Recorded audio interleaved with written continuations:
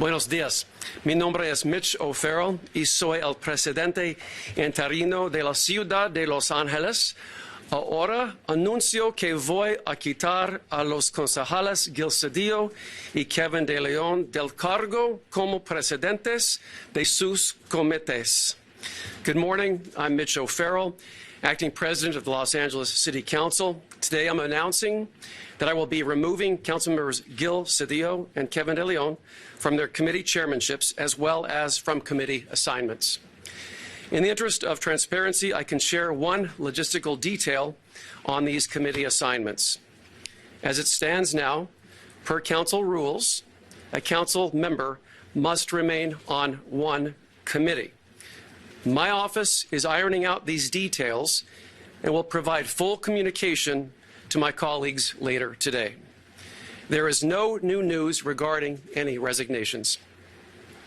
Meanwhile, 6 days ago, I appointed 5 members to the Ad Hoc Censure Committee, chaired by Councilmember Marquise Harris-Dawson of the 8th District, and I look forward to Mr. Harris-Dawson convening that committee soon. My mission and my duty is to help this city heal and to keep it moving forward so that we can all move on from this terrible time.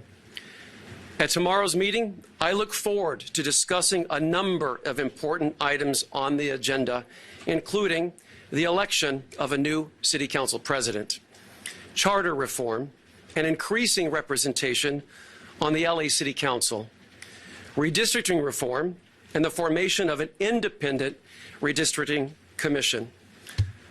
Thank you, and happy to take any questions. Councilmember, question, you were talking about trying to get the city back into healing again. I mean, frankly, the city's still healing from past indiscretions from other council members. At what point do you tell the residents, you know, enough's enough? And do you really think that the residents of LA County trust anybody in this building anymore? That is a very understandable lament, for starters. What I have to do is make sure that this council is not held hostage because 2 additional members refuse to resign. I spent Friday, Saturday, Sunday out in my district and heard from constituents by the many dozens. And the upset that you just described is pretty universal in the city. But people also expect that we move our business forward. And we must do that, which is why we're meeting tomorrow and Wednesday, and we will meet Friday as well. Have you personally asked members De León and Cedillo to step down? Yes. And have they given you a reason why they won't? When I spoke with Mr. Cedillo last week, I felt that he was reconciling his feelings about this transgression and understood the gravity of the moment. I have not spoken with him since, but I do have confirmation he will not be at council. And I urged Mr. De León to resign this morning. I have not heard a response back from Mr. De León since last week, since we spoke on Tuesday. And I made it really clear that he absolutely should not attend any future council meetings. So, Mitch, you have Nuri who stepped down, you've got Cedillo and De León that haven't yet. So you've got potentially 3 different districts that are without representation. We use the word paralyzed. What's really happening to the constituents of these districts who are missing out? Here's what we know so far. When Ms. Martinez resigned, I assigned a caretaker so that the constituents of the 6th district would have their calls answered. They would get the services like all other council districts. The one thing lacking is a vote now. So at the earliest possible convenience, we need to have a special election for the 6th council district. What's holding us up, particularly in the 14th council district, is we do not have a resignation, because we're going to need to have a special election in the 14th district as well. As far as the 1st council district, there's already an incoming new council member duly voted into office from the June primary. So that's another obstacle that we now face, and one that we must not allow us to just bring this city to a halt. But right now, there's nobody voting in Cedillo's district and nobody voting in De Leon's district, and you guys have matters to take care of tomorrow. So what happens to those people who need to be represented? Well, right now, their elected officials have completely failed them. And that has to be dealt with in those respective council districts. It has to be dealt with as best as we can as the existing city council. And the only recourse is resignation or recall, because I do not see the remaining two members who haven't resigned coming back to council with any level of credibility whatsoever, much less with the city of Los Angeles, notwithstanding their colleagues. Have you been able to talk to Mr. De Leon since last? I have not, and I have, despite my best efforts. Okay. Yeah. What important business was missed last week in the council meeting?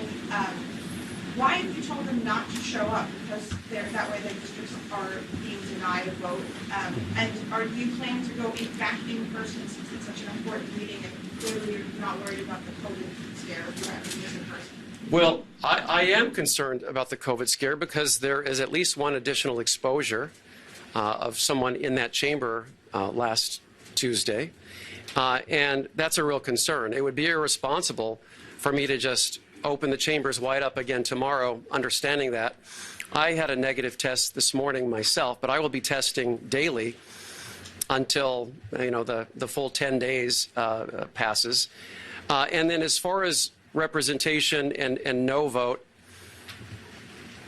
the problem with that is that these members have lost all credibility, have lost all standing, and that's a real dilemma, and I will not deny that that is a real dilemma. But I stand with the people of Los Angeles. I stand with the people in those council districts. And Angelinos everywhere in every council district want resolution to this. En español, si puede, ¿qué le diría a la comunidad latina sobre, uno, la negativa de sus concejales a renunciar y sobre las sanciones que usted está representando? Y si puede regresarlas mirando al frente. So the question is about Latino representation. And now that we only have my friend and colleague, Monica Rodriguez, as the last one standing, in good standing, representing the entire Latino community on the city of Los Angeles. That is so deeply unfair to Ms. Rodriguez. And we've discussed, I've had some good conversations with Ms. Rodriguez, and I stand with her. I stand with the Latino community. And the more quickly we can get resolution with these resignations, the more quickly we can have these special elections so that we'll have representation again. And just remember also that I am proposing charter reform to add additional council seats to grow the number of council districts so that there is greater representation. That's just one element of addressing this incredible transgression that was brought to light a week ago yesterday, and is one element of helping to decentralize power to just three folks who decided to violate everything all of us stand for and have an off-site meeting for the purpose of consolidating their power at the expense of the African American community. That's how it all started. So there is a lot of work for us to do. Have you, Councilmember, have you had any kind of a sobering conversation with, as the word you use, the phrase, those left standing? As we see now historically, council members seem to be dropping like flies. Are you afraid something else could hit this council? Are you afraid anybody else could have a skeleton in the closet that comes falling out? Are you going to have that sobering conversation with the remaining people like, okay, has anyone else got anything we need to worry about here? We cannot live in fear of what might be exposed in those recordings next week, in the coming weeks and months. We cannot govern in fear. I will not govern that way. I don't live my life that way. We cannot govern with the notion that things that were said beyond our control by whomever will somehow harm our ability to serve the public. That could happen. That's something I don't know anything, I don't have any further information about, but we have to move forward, and we cannot govern in fear, and we must not. Understandable, and I'm not talking about just that recording, I mean, because you've got other issues, fraud, corruption, things of that nature have nothing to do with that recording. I'm wondering if you, as an individual and an acting president, are you worried another shoe could drop? Listen, with these revelations, it's like ripping open a wound, and the wound is deepening the longer that we don't have the resignations. But we absolutely have to stop the bleeding, because we have a responsibility to move this city forward. And that starts with the selection of a new city council president tomorrow, when that vote will be taken. We cannot control, and nor do we know what else might come out. Who among us is perfect? Who among us has, never made a mistake or said something they regret? But I will say this. I do not think that conversation could have happened in this building, because it would have not been tolerated in this building. That is my belief. My colleagues, I think we stand in unanimity in the violations that were captured in that recording. Another question here, and then I'll take some over here. Yes.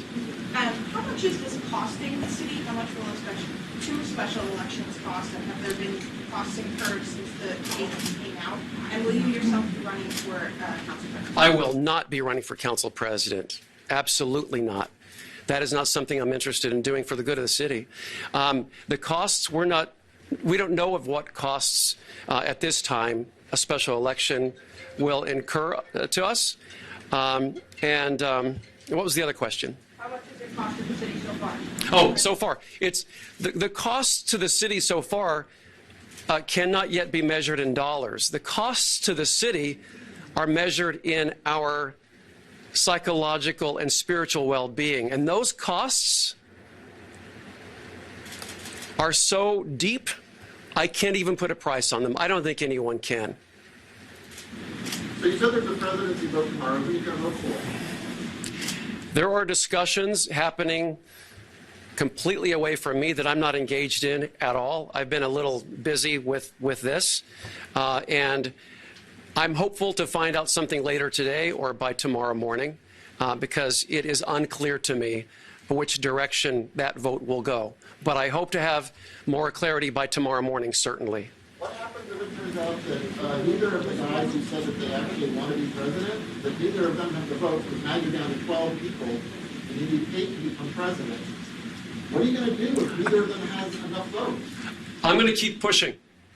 I'm going to keep pushing so that we nominate a city council president to fill the seat permanently.